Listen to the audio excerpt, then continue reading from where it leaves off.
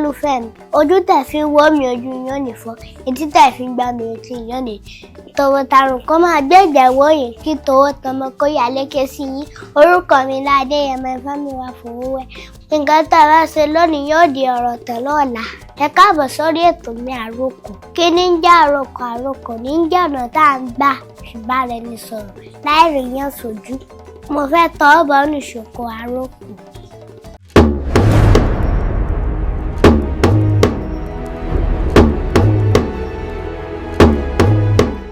Kí ni mo mú jáde? Ìbọn.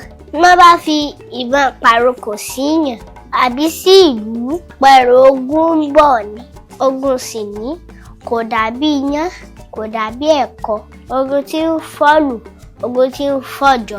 Ojú tá a fi bẹ̀rẹ̀ kọ́ la fi ń parí ẹ̀. Ara àwọn àrokò ogun ni ẹ̀tù, idà, àtàrẹ.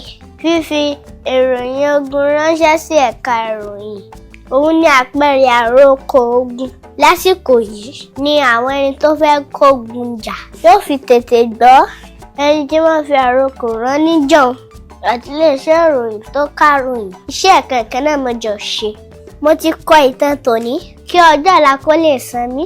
Ìwọ náà kan tiẹ̀ náà orúkọ mi ni Adéyẹmọ Ifámíwá Fowówẹ́. Mo tún ń bọ̀ láìpẹ́.